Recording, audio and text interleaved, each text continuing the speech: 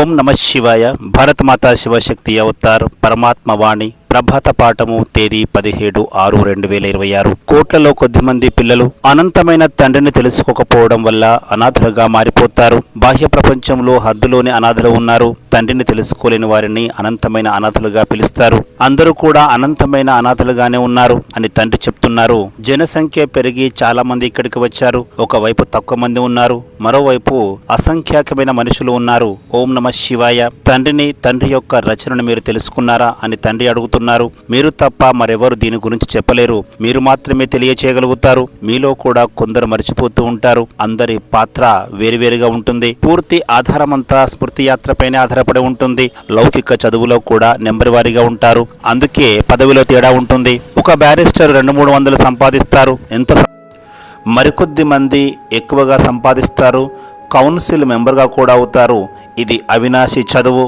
ఇక్కడ చదువు ఒకే విధంగా ఉంటుంది, కానీ పదవిలో వ్యత్యాసము ఉంటుంది. రాత్రికి పగలుకున్నంత తేడా ఉంటుంది. రాత్రి రావణ రాజ్యం నడుస్తుంది, పగలు రాముని రాజ్యం నడుస్తుంది. చదువులో కూడా చాలా వ్యత్యాసం ఉంటుంది. ఈ రోజుల్లో చూడండి, కేవలము సాధారణమైన వారు కూడా చదువుకొని ఎమ్మెల్యేగా, ఎంపీగా పదవులు పొందుతున్నారు. ఆత్మ యొక్క చదువుపైనే పదవి ఆధారపడి ఉంటుంది. ఆత్మనే చదువుకుంటుంది. మనుషులు తామే చదివామని అనుకుంటారు, కానీ ఆత్మనే చదువుతుందని తండ్రి చెప్తున్నారు. ఆత్మ లేకపోతే చదువు ఎలా సాధ్యమవుతుంది? ఇది ఆత్మిక జ్ఞానము. ఆత్మను ఎవరూ తెలుసుకోలేరు. తండ్రి ఆత్మ యొక్క సాక్షాత్కారాన్ని, అదేవిధంగా తన సాక్షాత్కారాన్ని కూడా కలిగిస్తున్నారు. తండ్రి ఆత్మ యొక్క ఉనికిని, తమ యొక్క ఉనికిని తెలియచేస్తున్నారు. తండ్రి పిల్లలకు ఎంతగానో తెలియచేస్తున్నారు. గత కల్పంలో ఏ విధంగానైతే చెప్పారో అదే విధంగా ఇప్పుడు కూడా చెప్తున్నారు. మనము ఆత్మలము, ఎలా 84 జన్మలు తీసుకుంటామో తెలుపుతున్నారు. ఈ పాత్ర అమోఘమైనది.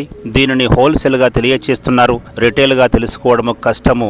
రిటైల్ పాత్రను పోషించాలంటే తప్పకుండా ఇన్ని జన్మలు తీసుకోవాలి. తండ్రి తన గురించి, సృష్టి యొక్క ఆది మధ్య అంతిమాల జ్ఞానాన్ని తెలియచేస్తున్నారు. దీనిని ఒక తండ్రి మాత్రమే తెలియచేస్తారు. పరమాత్మ యొక్క పాత్ర ఎంతో ఉన్నతమైనది. మనుషులందరూ పాత్రను పోషిస్తూ క్రిందకు దిగుతూ పూర్తిగా కిందకు పడిపోయారు.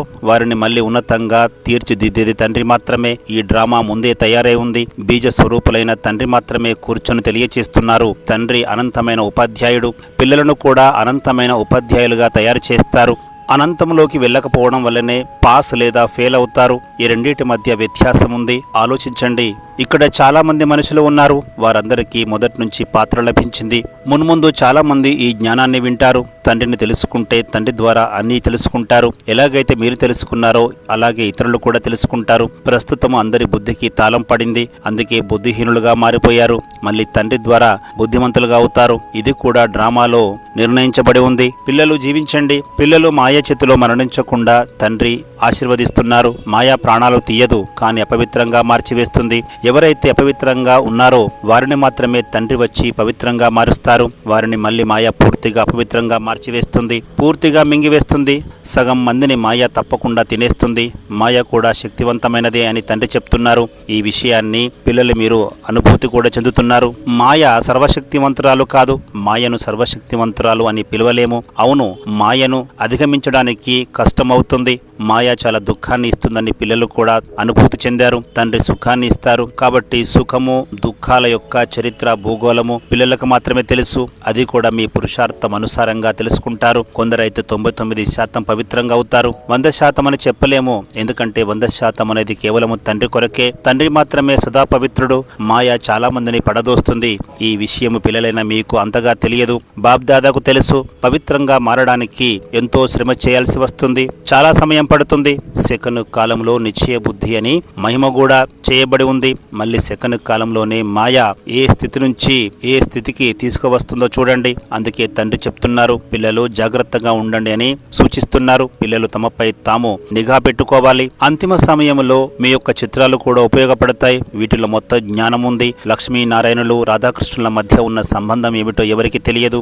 లక్ష్మీనారాయణులు తప్పకుండా మొదట రాకుమారుడు, రాకుమారిగా ఉండి ఉంటారు. భిక్షగాల నుంచి రాకుమారుడిగా మారడమే బెగ్గర్ టు ఫ్రెండ్స్ అంటారు గాని బెగ్గర్ టు కింగ్ అని అనరు. రాకుమారుడి స్థాయి తర్వాతనే రాజుగా అవుతారు. లక్ష్మీనారాయణులు బాల్యంలో ఏ విధంగా ఉండేవారో ఎవరికి తెలియదు. 100% మూర్ఖులుగా ఉన్నవారిని తండ్రి వచ్చి 100% ఆదర్శవంతులుగా తయారు చేస్తారు. ఇది చాలా సహజమైన విషయము. కానీ కొందరిపై మాయ యొక్క ప్రభావము చాలా ఎక్కువగా ఉంటుంది. ఒకరిని నిందించడం గాని అపవాదులు మోపడం గాని చాలా మందికి అలవాటుగా మారిపోయింది. వారికి ఈ పని తప్ప మరే పని లేదు. తండ్రిని ఎప్పుడు జ్ఞాపకం చేయరు. ఒకరినొకరు నిందించుకుంటూ వ్యాపారం చేస్తూ ఉంటారు. ఇది మాయ యొక్క పాత్ర. తండ్రి యొక్క పాత్ర చాలా సరళమైనది. అబద్ధాలు చెప్పటము, మాటలు కల్పించడము నేర్చుకోవాలంటే వ్యాసుడి దగ్గరికి వెళ్లి కూర్చోండి. సన్యాసులు కూడా అంతిమముల వస్తారు. మీ నుంచి ఎన్నో విషయాలు విన్నప్పుడు వారు మేల్కొంటారు. ఇప్పుడు కాదు, ప్రధానమంత్రి మొదలైన పెద్ద పెద్దవారు కూడా ఇప్పుడు జ్ఞానాన్ని వినరు. అంతిమములో అందరూ మేల్కొంటారు. జ్ఞానం అంటూ ఉంటే బ్రహ్మ సంతానానికే ఉంటుంది.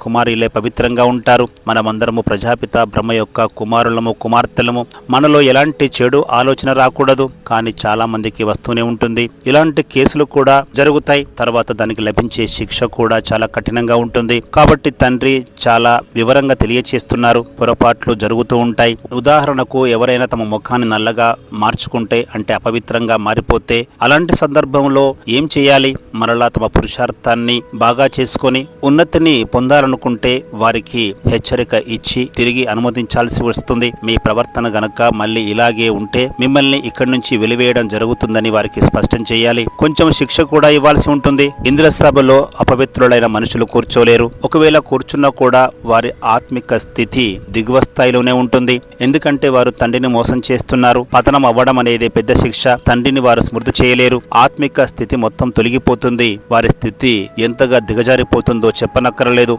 శ్రీమతంపై నడవకపోవడం వల్ల తమ పదవిని భ్రష్టం చేసుకుంటారు. ధ్యానం చేయడం ద్వారా ఎలాంటి ప్రయోజనము ఉండదు. తండ్రి యొక్క నిర్దేశాల ప్రకారం నడవకపోతే మరింతగా వికారాల భూతాలు ప్రవేశిస్తాయి. ఎందుకంటే అలాంటి వారు చట్టవిరుద్ధంగా ధ్యానంలోకి వెళ్తారు కదా. తండ్రి యొక్క ఆదేశము కేవలము భోగు సమర్పించడానికి మాత్రమే ఉంది. వైకుంఠానికి వెళ్ళమని తండ్రి ఎప్పుడైనా చెప్పారా? అలా వెళ్లడంలో ఎలాంటి ప్రయోజనం లేదు. మొదట్లో పిల్లలను ఉత్సాహపరచడానికి సాక్షాత్కారాలు జరిగేవి. వినాశనం జరిగిన తర్వాత మనము వైకుంఠానికి వెళ్లిపోతామని బాబాకు కూడా సంతోషం కలిగింది. స్మృతి యాత్ర కొరకు ఇంతటి శ్రమ చేయాల్సి వస్తుందని అప్పుడు ఎవరికీ తెలియదు. రోజు రోజుకు కొత్త విషయాలు తెలుస్తూనే ఉన్నాయి. తమో ప్రధానం నుంచి సతో ప్రధానంగా మారాలి. ఈ అభ్యాసము ఇంతకు ముందు ఎవరూ చేయలేదు. ఇప్పుడు మాత్రం చాలా కష్టపడవలసి ఉంది. సాక్షాత్కారాలు జరగవలసిన పని లేదు. సాక్షాత్కారం పొందిన వారు సైతము చాలా మంది మాయలో పడి వెళ్లిపోయారు. పూర్వము ఒంటరిగా మునిగేవారు ఇప్పుడు జంటగా మునిగిపోతున్నారు. పిల్లలకు కఠినమైన శిక్షలు పడకూడదని బాబా ఆలోచిస్తూ ఉంటారు. శిక్షలు కూడా చాలా గుప్తంగా ఉంటాయి. శిక్షలు వేసేటప్పుడు ఎలాంటి కష్టం కలగకుండా చూసుకుంటారు. చాలా మంది పడిపోతున్నారు. శిక్షలు కూడా అనుభవిస్తున్నారు. తండ్రి ప్రతి విషయాన్ని సూచిస్తూనే ఉంటారు. తమ అదృష్టాన్ని తామే పాడు చేసుకుంటున్నారు. అందుకే తండ్రి నిరంతరము హెచ్చరిస్తూ ఉంటారు. ఇప్పుడు నిర్లక్ష్యం చేసే సమయం కాదు. మిమ్మల్ని మీరు సంస్కరించుకోండి. అంతిమ గడియలు రావడానికి పెద్ద సమయం పట్టదు. మల్ల యుద్ధం నేర్చుకుంటున్నప్పుడు మొదట బాణాలతో పోరాడతారు. ఆ తర్వాత తుపాకీతో పోరాడతారు. కత్తులతో కూడా యుద్ధం చేస్తారు. ఇప్పుడు చూడండి బాంబులతో ఏం చేస్తున్నారో. గీతలో కూడా దీని గురించి తెలియచేశారు. ఆ తర్వాత అవినాశి పదవిని కూడా చూపించారు. సత్యయుగంలో మీరు అవినాశి పదవిని పొందుతారు. కానీ ఇక్కడ కలియుగంలో చూడండి చాలా దుఃఖము ఉంది. అనంతమైన తండ్రిని తెలుసుకోకపోవడం వల్ల వారు అనాథలుగా మారిపోతారు. బాహ్య ప్రపంచంలో హద్దులోని అనాథలు ఉంటారు. కానీ తండ్రిని తెలుసుకోలేని వారు అనంతమైన అనాథలు. అందరూ అనంతమైన అనాథలే అని తండ్రి చెప్తున్నారు. వారి సంఖ్య కూడా చాలా పెరిగిపోతుంది. ఒకవైపు చాలా తక్కువ మంది ఉన్నారు. మరోవైపు అసంఖ్యాకమైన మనుషులు ఉన్నారు. తండ్రి కొత్త ప్రపంచాన్ని స్థాపన చేస్తున్నారు. ప్రస్తుతము అందరూ పతిత ఆత్మలే. పతిత ప్రపంచం కొనసాగుతోంది. ప్రకృతి తత్వాలు అన్నీ పతితంగా మారిపోయాయి. పావన ప్రపంచం అని సత్యయుగాన్ని పిలుస్తారు. పతిత ప్రపంచం అని కలియుగాన్ని పిలుస్తారు. కొత్తది ఏదైనా సరే కాలక్రమేణా పాతదిగా మారాల్సి వస్తుంది. మీ బుద్ధిలో ఈ విషయాలన్నీ ఉన్నాయి. పాత ప్రపంచం వినాశనం అయిపోతుంది. ఆ తర్వాత మనము కొత్త ప్రపంచంలోకి వెళ్ళిపోతాము. ఇప్పుడు మనము తాత్కాలికమైన సంగమయుగంలో నిలబడి ఉన్నాము. పాత ప్రపంచం నుండి కొత్త ప్రపంచము పరివర్తన చెందుతోంది. సత్యయుగము, త్రేతాయుగము తర్వాత కిందికి దిగుతూ వస్తాము. కొత్త కొత్త ప్రపంచం గురించి కూడా తెలుసు. కాబట్టి మీ బుద్ధి ఇప్పుడు కొత్త యుగమైన స్వర్గం వైపుకు వెళ్ళాలి. లేచినా కూర్చున్న బుద్ధిలో ఇదే తిరుగుతూ ఉండాలి. మనము చదువుతున్నామని గుర్తుండాలి. తండ్రి మనల్ని చదివిస్తున్నారు.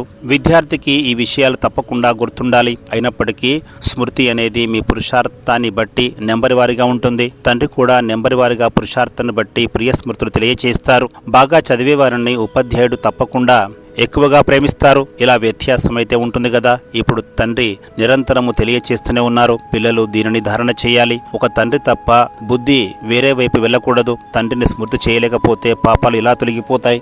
మాయ క్షణ క్షణానికి మీ బుద్ధి యోగాన్ని తెంచివేస్తుంది. మాయ ఎంతో మోసం చేస్తుంది.